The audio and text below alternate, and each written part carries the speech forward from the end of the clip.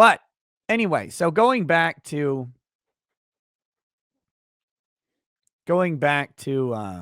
what we were talking about. The day before I leave on a trip is always it's the hardest day to plan a show because uh I'm busy, I'm scrambling. My brain is always on, okay, what do I have to do to bring for this trip? Like what do I have to bring Gunt Be Gone? What do I have to do to go to the show, to do this thing?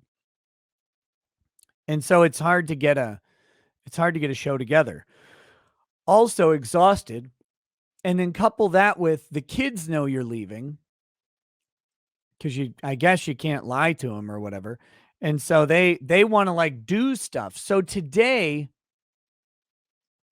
my kid, my oldest daughter, had a great idea. Had a great idea. She said, "Hey, mom, dad, can we do a movie night tonight?"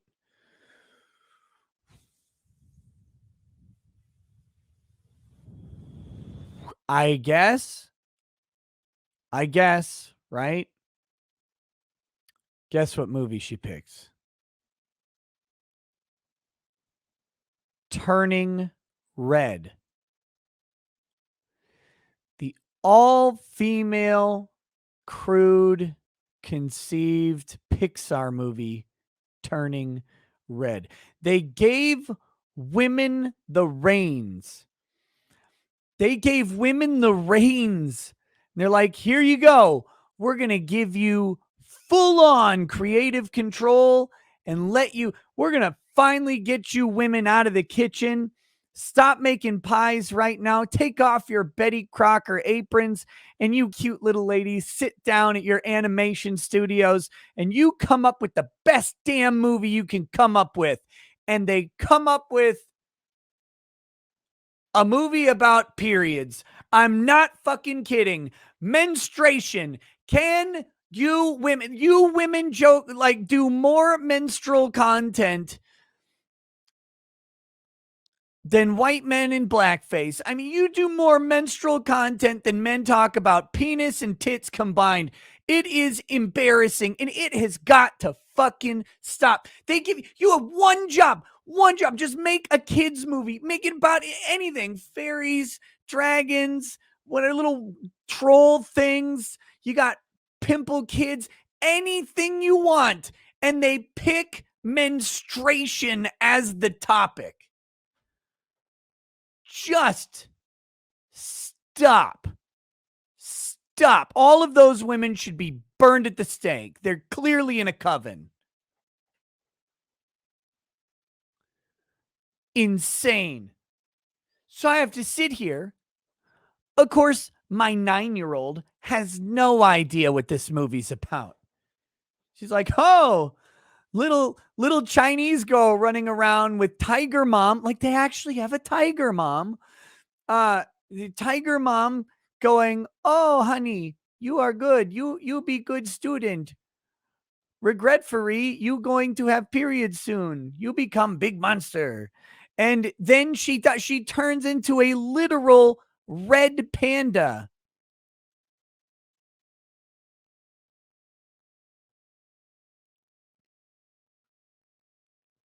You can't imagine it being that bad. It's so much worse. This is the worst movie I've maybe ever had to endure.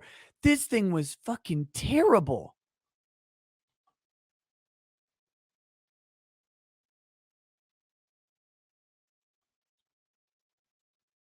And I'm sitting there like, I look over at Lady Raggers because this movie's been out for a couple weeks, I think. And so my daughters have like watched it a couple times on Disney Plus or something. I've never watched this thing. And I'm sitting down and it gets to the reveal that this is about periods, which is early on in the movie. And I look to Lady Rackets. She looks over at me and I'm like, is this shit? Is it? I mean, is it? And she's like, I mean, they're pretty open about it, I guess. It's like, but it's not that I'm not saying they're hiding the ball here, but they actually did this. They made a movie about periods. And so little 13-year-old girl gets her period and then becomes like a boy crazed bipolar fucking lunatic. I guess it's a true story though. Like it's literally that's just reality. I get it, but that's not funny and it's certainly not entertaining. And dear God, I don't want to ever watch a Pixar movie about a Chinese girl getting a period ever again. It is fucking awful.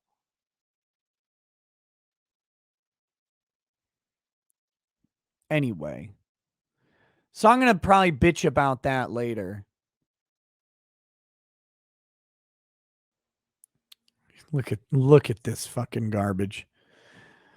Pixar celebrates all-female leadership team of Turning Red, the most efficient film we've ever made. Set for a Disney Plus release on March 11th, Pixar execs Jim Morris and Pete Docter said the film was one of the fastest films they've made. On Tuesday night, Hollywood Boulevard played host to a red carpet premiere of Disney's Pixar's Turning Red, a coming-of-age tale centered on 13-year-old Mei Lee, a girl torn between being her mother's obedient daughter and giving into the chaos of her youth. Not to mention, she turns into a big red panda when she gets excited. Film comes from the director Dami Shi, the Oscar-winning filmmaker behind the 2018 animated short film Bao. On Turning Red, she assembled an all-female creative leadership team, the first in Pixar history. It happened very organically, Pixar president Jim Morris told The Hollywood Reporter, of bringing together the film's head team. It wasn't like we decided, let's make sure that happened. People who work well together wanted to work with other people that they like, added Pixar CCO and longtime filmmaker Pete Docter. They were not only all female, but it was probably the most efficient film we've ever made. They were really smart thinkers and risk takers. I think we can all learn something from them. Listen to this.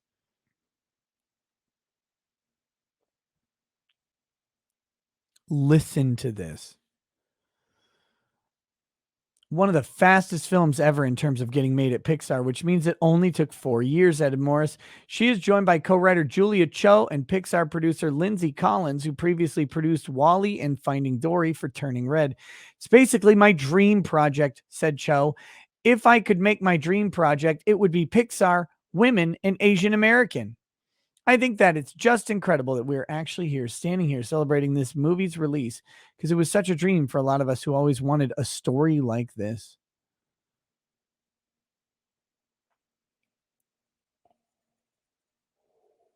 Mm-mm. Here's the problem. Here's the first. This is the problem with all of entertainment right now. This sentence summarizes entertainment's failings. We're adults making the movies, and we're making them for ourselves, really, secretly. Although we know kids are going to see them too, right? We want it to be universal. We wanted to speak specifically about Dami's experience growing up in Toronto as a girl and as a Chinese Canadian, but also universally to everybody, because I think everyone's grown up. Everyone knows what that's about. It's not an easy time. But that first sentence, you are not making the movie for you. The movie is not for you. It's not for you. It's not for you. Make the movie for the fucking consumer, because it's not for you.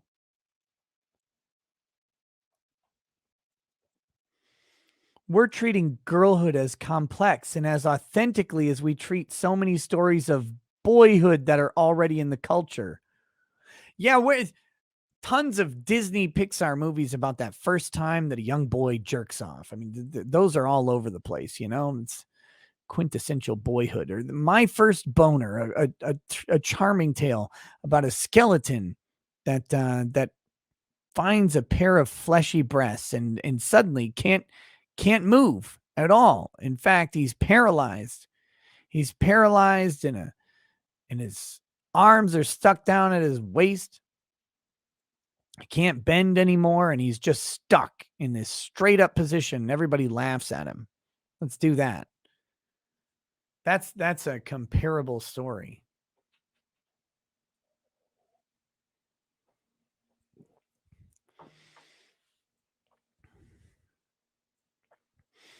For me, I think what I really love is seeing older men being like, I love this movie because of my daughter. There's something in there for all of us. Uh, if you said this, I personally want to deliver a backhand to whatever man has said this.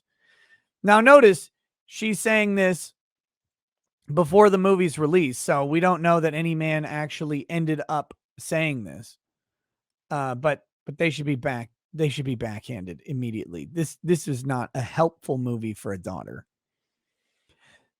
Let's see. Blah blah blah blah blah. We make these films for the big screen and we want to see them. Truth is that the family audiences in particular aren't really going back to theaters yet. Think that's going to change with time.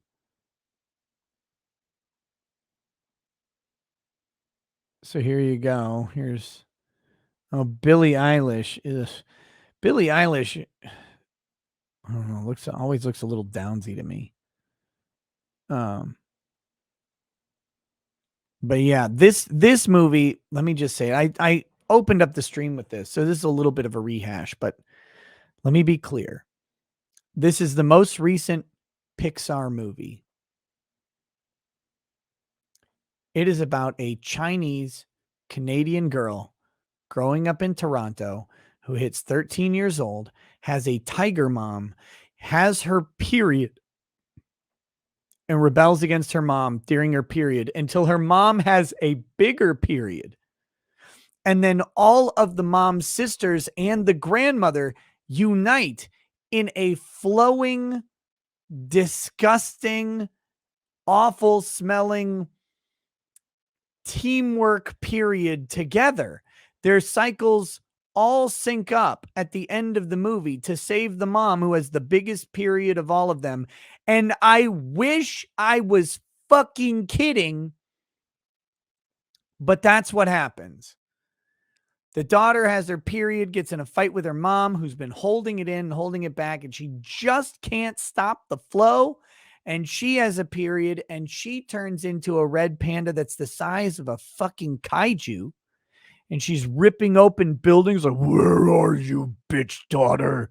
And then she gets knocked out by the power of children, gets knocked unconscious by her daughter delivering a fatal headbutt. And she has to have all of her aunties and her grandma cast off their aura of control and literally let the red flow so that they all turn into giant red leaky vagina pandas so that they have enough woman strength through menstruation to drag this bitch and her giant kaiju body back into a circle of Chinese ching chong magic in which David Lopan is up there casting the spell that will bring her back to her human self from beyond the grave. Indeed. And this is the movie. I'm not creative enough to make this up.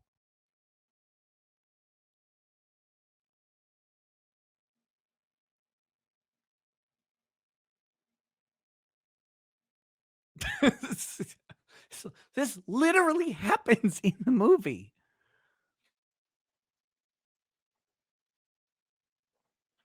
This can't be real. You all say it. Hold on.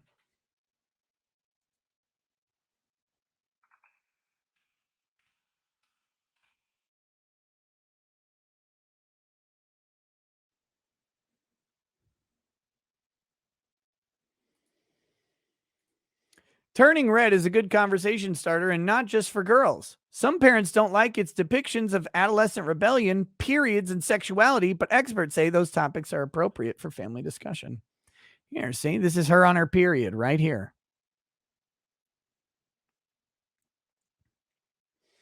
Disney's newest animated film, Turning Red, in which an adolescent girl contends with puberty, cultural expectations, and her newfound tendency to turn into a giant red panda when overtaken by emotions, has viewers buzzing. By the way, when she's in school, and so here's the thing: as long as she's calm, as she achieves her Chinese yin yang Zen bullshit, she stays a girl rather than a panda.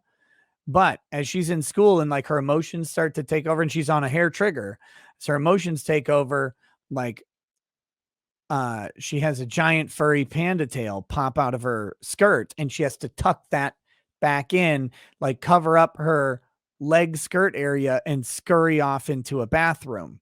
And then when she's sitting in her chair, her mom realized from home that she left her maxi pads at home. So the mom runs to the school and yells that you left your maxi pads at home to the poor little 13-year-old girl who's having her red panda period in school. This is in the movie. I wish I was making any of this up.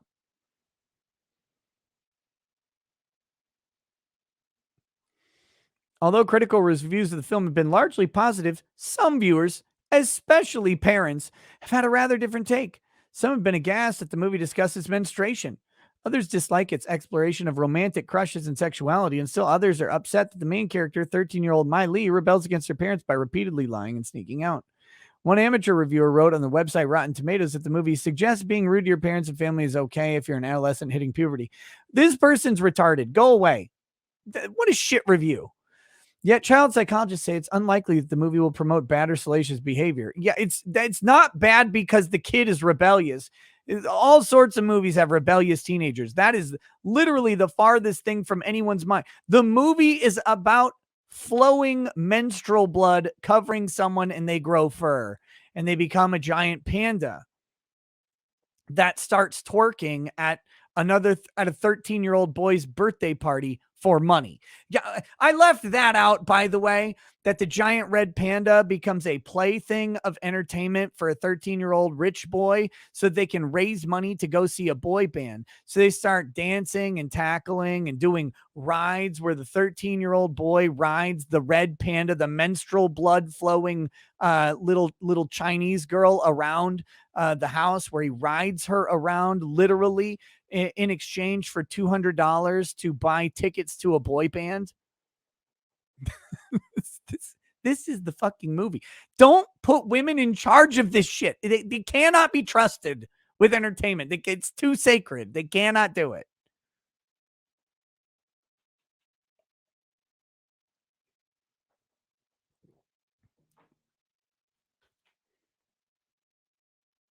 No, stop, Nick. This is the movie.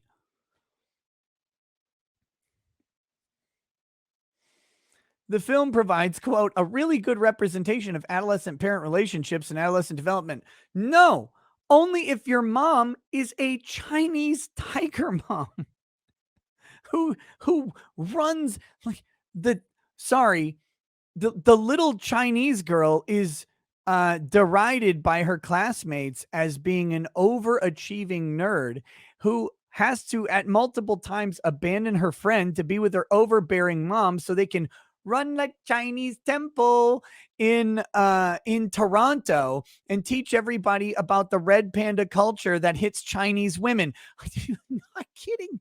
This is it. It is it is blatantly ridiculous. But this is not a relatable story to most people because most children do not have Chinese tiger mom, right? Like that is not a thing that most people have. This girl's getting straight A pluses on every. The mom looks under the bed at one point and she sees papers and gasps. They're graded tests with a B plus on them. Um, you could, if I made this joke, it would be offensive. But Tiger Mom gasps at the B plus papers. Tiger Mom, the little girl like trying to shove her diary under her bed. Her mom like opens the door and he's like, "Oh, good night, Daniel-san," or whatever. And the little girl's sitting there petrified. She's like, "Don't look down at your notebook." Don't look down. If you don't look down, you just keep looking your mom in the eye. She's not going to know that there's a notebook down there. But she glances down for 1/8 of a second. And the mom's like, oh, what is this? And immediately opens up her notebook because she's an overbearing Chinese tiger mom. But this is a Chinese trope, right? We know that not all Chinese moms are doing this, right? Not every Chinese mom wants their kid to be a doctor. Some are okay if they're just a banker, as long as they make $1 million plus. But not every Chinese has to become a doctor. Some get master's degrees.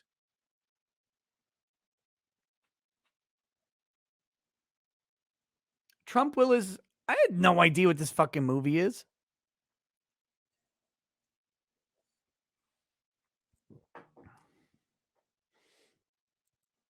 Zypher Warrior says, that's pretty racist. Yeah, well, tell it to them. They did it.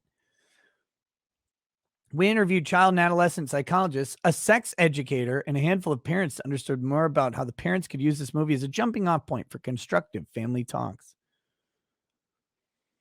Guide your child through the movie's themes. Listen to how much work this is, by the way. This is what happens when you let women make a movie, a kid's movie. Look at this fucking shit. We talked to to X, Y, and Z about how parents could constructively utilize this movie. Bitch, it's a fucking cartoon. What are you doing? What are we doing here? This is a cartoon. Guide your children through the movie scenes before watching Turning Red with her 5-year-old and 9-year-old. Jenny Wang, a psychologist based in Texas, explained to her kids that they may see scenes depicting situations or experiences they are not familiar with. God, I hope so. Like, I hope my kid is not familiar with what happens in a kid's movie, because a kid's movie is supposed to be fantastical and ridiculous and fun. And my kids aren't allowed to have fun. And that she would be there to help make sense of them. Who lives like this? Tell me, does anybody live like this? Do you seriously? Is there a parent out there who's like, now Timmy and Tina, we're about to watch this movie, and I just got to let you know that in this movie, there may be some things that you're not familiar with, but I am here as your mother to guide you through this. Where were my parents when I'm watching American Werewolf in London? Right? They were not there to guide me through the scenes of American Werewolf in London. When my dad rented I Come in Peace for me with Dolph Lundgren, right? Terrific movie, phenomenal film. Recommend it for everybody.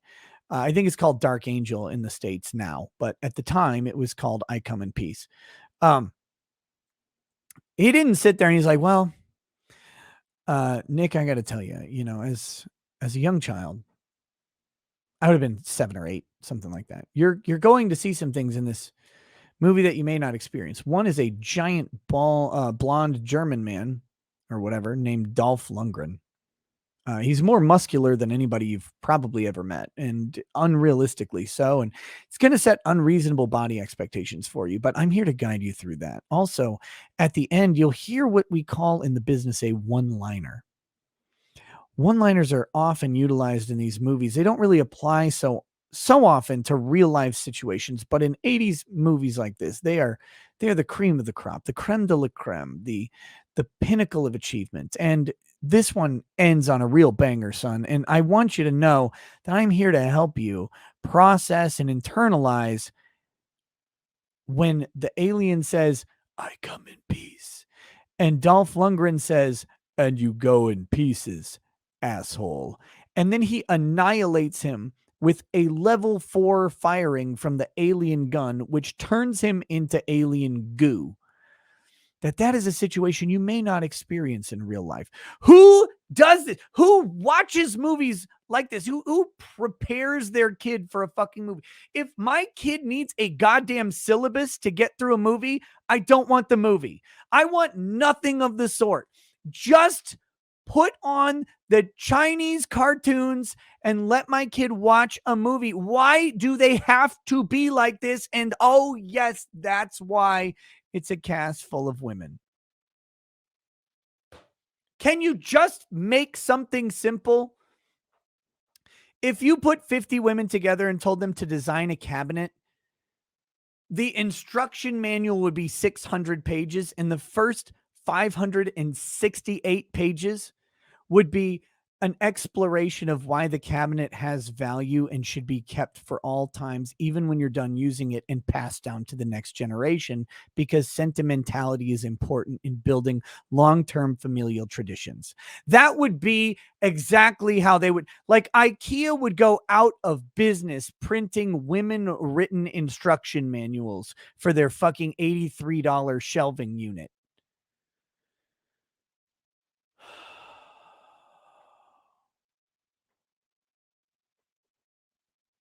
You can't. Conversations like this allow our kids to feel confident and empowered to navigate the world, no matter what types of issues may arise. Dr. Wang said, they send the message that there is nothing we can't explore or understand deeper when we work together as a family. It sounds like she's about to put Debbie Does Dallas into the VCR and have her kids watch it. Parents don't necessarily need to explain everything in detail. They should share information they deem appropriate for the children's maturity level, said Charissa Chia, a psychologist at the University of Maryland, Baltimore County, who studies adolescent social emotional development. For instance, parents could frame May's strange behavior around the teenage store clerk as being rooted in fear or uncertainty over how to talk to him after realizing she likes him. But the reality is, the female writers of this movie really wanted the audience to know that though the girl was initially disinterested in the male store clerk, who plays almost no role in the movie other than to serve as an embarrassment point for the Chinese girl, they really wanted to know that when she turned into a red panda, her vagina literally awakened and her hormones started flowing, and she suddenly found him latently attractive for reasons she could not explain nor control. Yes, that's what happens in the movie. Uncontrollable adolescent vagina suddenly controls this girl's life, and she becomes a lustful idiot around someone that she formerly found to be boring.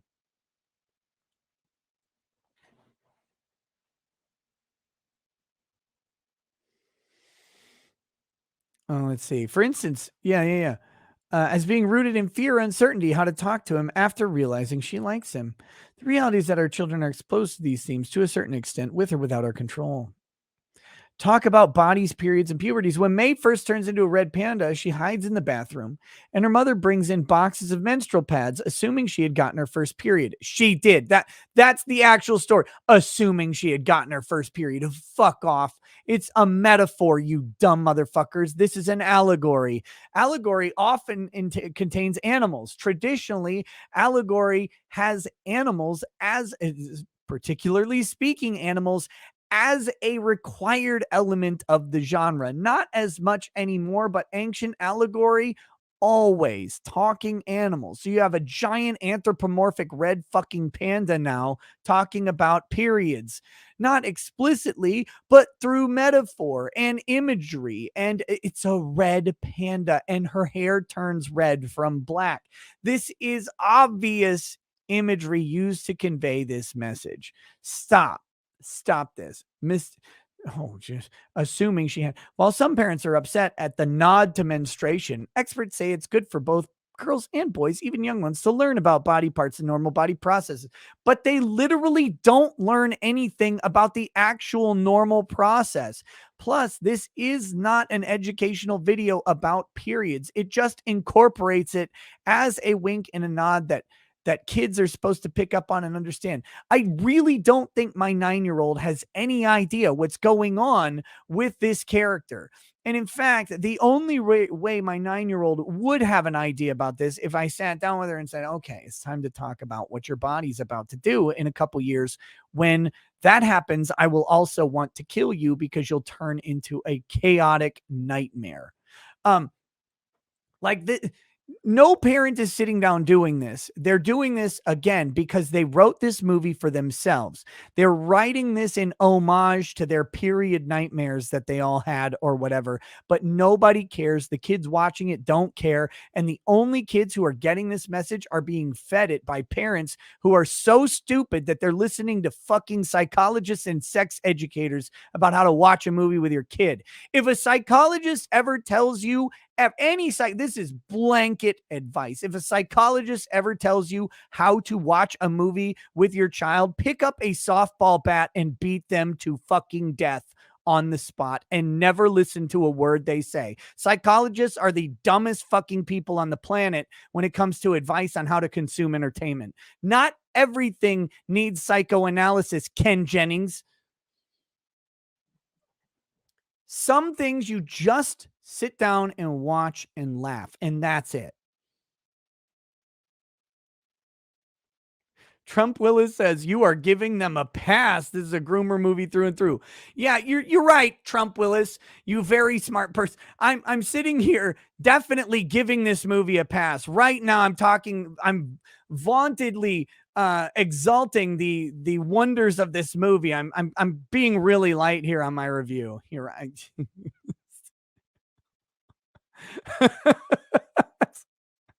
Yeah, you know what? You're right. I've been pulling a lot of punches on this movie.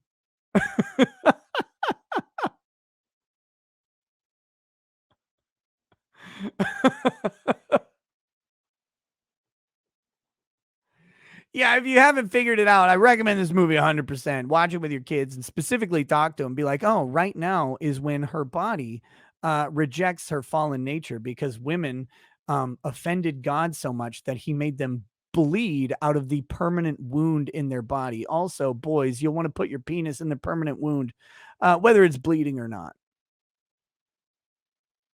That's how you should watch this movie with your kids, actually, especially if they're under 6. Definitely tell them that first. Look, now I'm a psychologist. I help parents navigate a difficult situation with their children.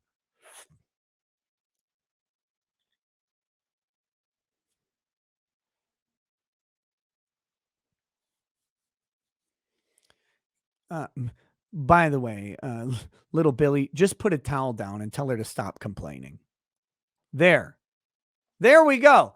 That's this is easy. As a dad, I can look, I can help you. Like I can't tell moms how to watch this kid movie with their daughters. I can tell dads. This is my dad advice to all dads who want to watch Turning Red with their young sons, particularly if they're under 10. Here's what you do. You just say, "Look, little Mikey, when she starts complaining about this, say, 'Shut up, bitch. We'll put a towel down and do it anyway.' There. I fixed it for you." I Can I have my PhD now? Can I have my PhD? It could be, like one of those emeritus PhDs or whatever.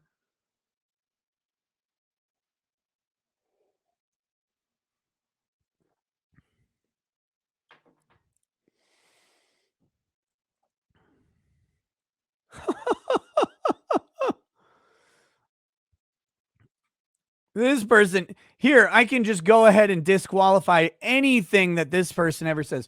Of all the things parents should have to be concerned about when it comes to raising children, a normal body function like menstruation should not be one of them. There is so much shame wrapped up in how bodies works when instead we should be celebrating them. You dumb fucking bitch. Elizabeth Schrader, get shamed all over the place. Here's the problem, Liz. When your little girl goes to school or whatever, and that normal bodily function comes on when literally no one knows it's coming, for especially the first time, and they're in school and they're maybe wearing like shorts or whatever, and suddenly those shorts turn crimson and they leave like a puddle of blood in their schoolroom chair. There is no amount of discussion over a Pixar movie that will stop the fucking litany of ridicule that will come from all of their classmates when their name is period Brianna for the rest of their fucking life. Oh, there's nothing to be concerned about. This is not an appropriate way to deal with this. And parents should be concerned about addressing this with their children, because if things go at all wrong, the relentless, horrific monsters that are elementary, middle school, or high school kids will nonstop berate a child into their considered suicide. Like they will do that forever. Did this happen to a girl at my school? I wasn't there, but she was wearing white shorts, man, and it hit her, right? It hit her out of the blue, unexpected. She didn't show up to school again for like 4 months because and when she came back, the ridicule didn't stop. You cannot, you can it's like children are evil. They're pieces of shit. They're monsters that they have not been beaten down by society enough to know like how badly they're hurting their classmates or whatever. You know this if you've been to a public school ever. Children are monsters. Lord of the Flies is the tamest rendition of what would happen because reality would outdo Lord of the Flies in a moment. That fat kid would have been killed way earlier in the book if it was real. More appropriately, the fat kid would have just necked himself. But he would have failed over and over because he's fat and the rope would have broken. He's also bad at making rope because he's fat and his fingers can't weave properly. And then all the other kids would have come up and just beaten him with sticks and shit in his mouth until he died. Because kids are terrible. Terrible.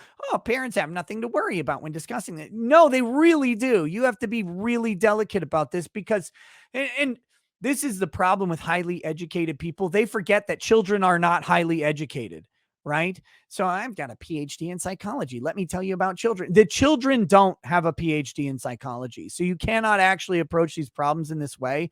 They have a PhD in having their feelings fucking hurt and having it scar them literally for life because everything that happens to you negatively as a child is a trauma that will manifest as an adult. Like they get your French fry order wrong, you may never order French fries again. That's how broken kids' brains are because they're not used to it. They're protected. They're protected from the world until something goes wrong, and then they're not protected anymore. And a big thing to go wrong is having a missed time period for little girls.